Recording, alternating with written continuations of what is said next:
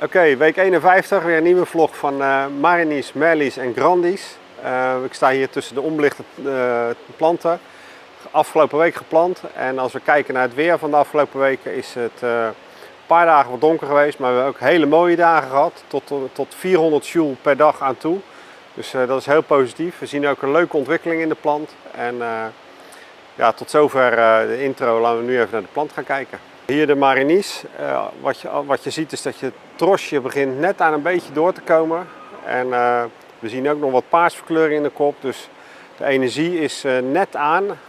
Maar goed, dat is deze tijd van het jaar. We zitten natuurlijk in het donkerste moment van het jaar. Dus, daarnaast is het zo dat we met water geven proberen we echt nog steeds te beheersen. Dus op een donkere dag geven we zelfs geen water.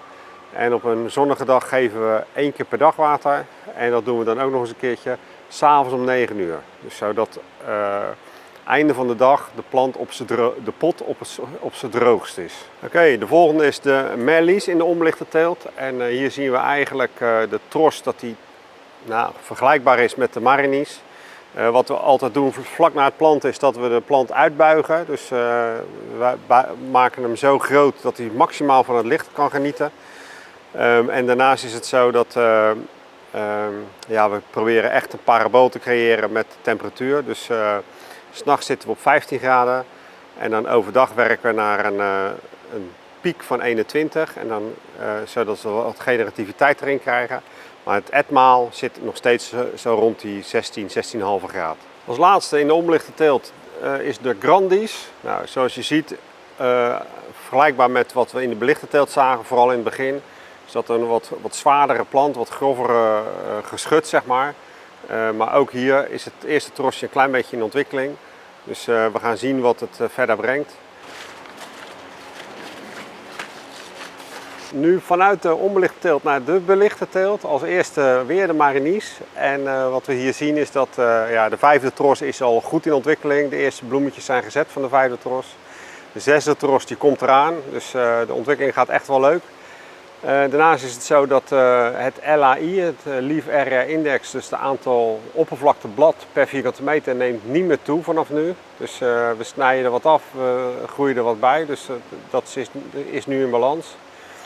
De plantbelasting zelf neemt nog wel toe, dus dat betekent ook dat we met de belichting ook nog steeds meer uren, steeds meer intensiteit gaan belichten.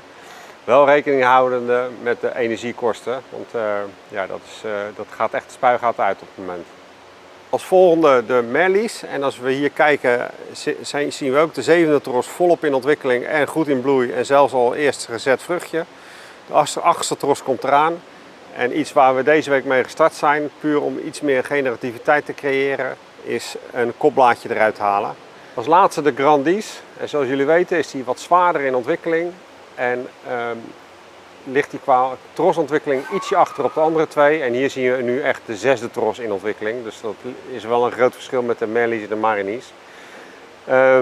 Daarbij wil ik het voor deze week laten. En ik wil jullie allemaal prettige feestdagen wensen. En ik wens jullie ook allemaal een productief en duurzaam 2022. Oftewel, Growing Better Together met de Ruiter.